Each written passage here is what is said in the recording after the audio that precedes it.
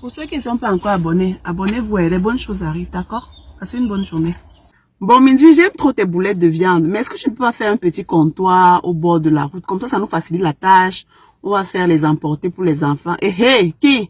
Dans le petit commerce là, que je fais un peu mon job aussi pour m'en sortir. Je vais mettre le compteur pour qu'on vienne me dire que, madame, veuillez payer l'OTVP, mettons occupation temporaire de la voie publique. Ou paye, mais pas tant. Après tu payes, mais pour mairie. C'est quoi?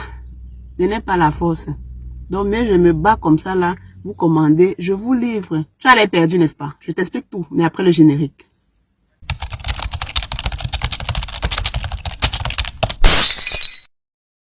Three, two, one. Welcome back on this page. If you are new here, let me welcome you the way you are supposed to be welcome. You are the king you think you are. You are the queen you think you are. Let me welcome you. Welcome. Hey, hey. Professor Maurice Kamto, this man is wise. In his program, everybody is concerned.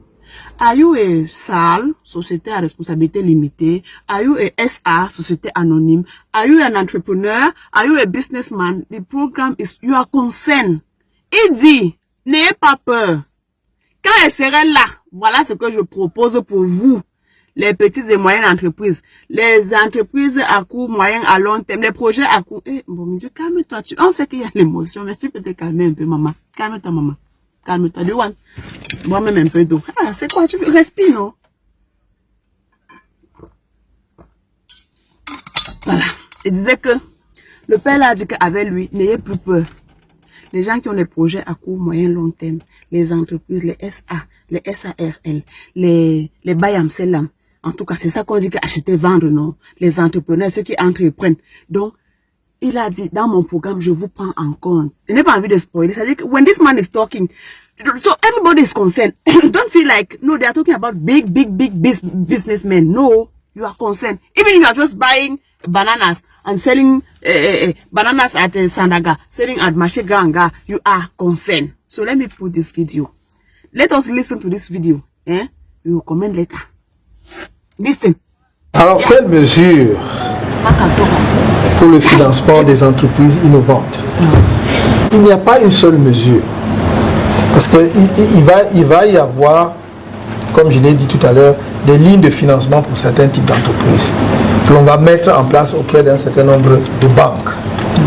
Ces lignes de financement, d'abord je parlais du secteur technologique, vont avoir des comités de sélection des projets. Si vous avez un projet, vous venez l'exposer devant un panel composé de chefs d'entreprise expérimentés, sans doute, comme je l'ai dit, avec un, maximum 2 représentants de l'État, généralement un, qui vont écouter votre exposé, voir votre projet et décider effectivement si vos besoins de financement peuvent être pris en charge sur la ligne de crédit qui sera ouverte auprès des banques. Et donc ça, c'est le premier mécanisme de financement, passer par les banques. Mais il y a également des financements qui vont passer par ce que nous avons dit tout à l'heure à propos de la SNI. C'est-à-dire qu'il y a des entreprises, parce que tout dépend de la taille du financement. Il y a des entreprises, vous avez parlé de 20 millions, si j'ai bien compris. Bon, voilà. Ça, c'est des microfinancements, en fait, à l'échelle d'un État où ce sont des microfinancements. Donc ça va passer peut-être par le canal des banques et autres. Mais si vous voulez maintenant monter une entreprise d'une certaine taille, qui a un certain niveau de capitalisation, et demande dès le départ, par exemple, des milliards, c'est pas par ce mécanisme-là qu'on va nécessairement financer. On va voir si on finance par la Société nationale d'investissement, qui d'ailleurs a l'avantage, en plus de financement, de vous apporter sa garantie. Parce que si des partenaires, même étrangers, savent que vous êtes en train de monter une entreprise dans laquelle une entreprise publique, une société d'État, voilà, prend des participations, ça apporte une garantie pour l'opérateur extérieur. Exactement. Donc ça, c'est également un mécanisme de financement. Je pense que tout le financement ne pourra pas être public, bien entendu, parce qu'il y a aussi des financements privés. Et ce n'est pas à l'État de les organiser. Je crois que le privé sait très bien comment gérer son argent et très bien comment le gagner. Nous avons vu, par exemple, il y a eu pendant une dizaine, une vingtaine d'années, les MC2 qui sont devenus maintenant les MUFID, je crois. Les MUFID, voilà. Ça aussi sont des mécanismes de financement qui vont très bien avec le niveau de financement dont vous parlez tout à l'heure, par exemple de 20 millions, que vous trouvez effectivement très rapidement auprès d'un financement de cette hauteur. Bon, on peut y ajouter d'ailleurs d'autres, ce qu'on appelle les microfinances, hein, qui ne sont pas forcément dans le réseau MUFID, parce qu'il y en a qui ne sont pas dans le réseau MUFID, mais qui font aussi ce genre de financement. C'est vrai qu'ils prennent moins de risques, ils sont beaucoup plus fragiles et tout, mais le MUFID c'est bien, parce que je crois que ce qu'ils essayent de faire, on m'a dit, ils ont réussi vraiment à mettre en place des réseaux de coopératives, parce que à la fin c'est ça. C'est des réseaux coopératifs qui permettent effectivement de recevoir plus facilement des financements, mais aussi de garantir facilement des financements. Donc, je résume, il y a les financements publics qui vont passer pour nous, pour éviter les coûts de structure, les coûts de fonctionnement, qui vont passer par les réseaux bancaires, pour jouer un peu le rôle que la banque des PME joue aujourd'hui, ou en tout cas est censée jouer aujourd'hui.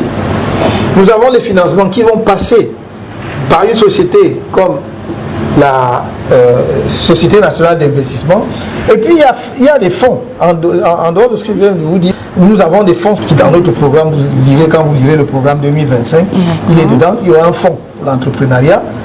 Et tous ces fonds mis en place par l'État, la mise en œuvre en réalité des mécanismes de fonctionnement de ce fonds sera assurée avec le secteur privé en grande partie, l'État étant là simplement pour surveiller et tout, parce que je continue de dire que je pense que le secteur privé ou bien les entrepreneurs du privé sont mieux outillés que quiconque pour valider un projet entrepreneurial. C'est le fonds spécial qui va coordonner l'ensemble des lignes de crédit que nous allons mettre en place. Donc, financement des entreprises de la tech et innovants, financement de l'agriculture, financement de la transformation des produits agricoles, c'est-à-dire financement de l'industrialisation, parce qu'on veut réindustrialiser et surtout porter à un autre niveau l'industrie au Cameroun. Donc il y aura une ligne de crédit pour financer chacune de ces. When this man is talking, if you say that you don't hear, that means there is something in your ears. How do you want me to talk so that you can understand? What do you want me to explain again? What did you understand? Il a parlé. Donc, il y a un financement pour tout ça. Donc, ne te dis pas que non, j'ai peur d'investir, j'ai peur de mettre sur pied un business parce que dès que tu vas créer le business, après les impôts, on vient te mettre à terre. Non, c'est fini tout ça. C'est fini. Vous avez compris? C'est fini. En tout cas, moi, j'ai compris. Si vous n'avez pas compris, je ne sais pas ce qu'il va faire pour vous. Si vous n'avez pas compris, I don't know. Pardon, il fait froid.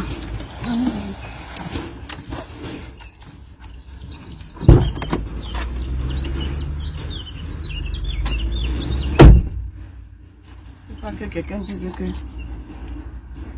fini de s'appeler.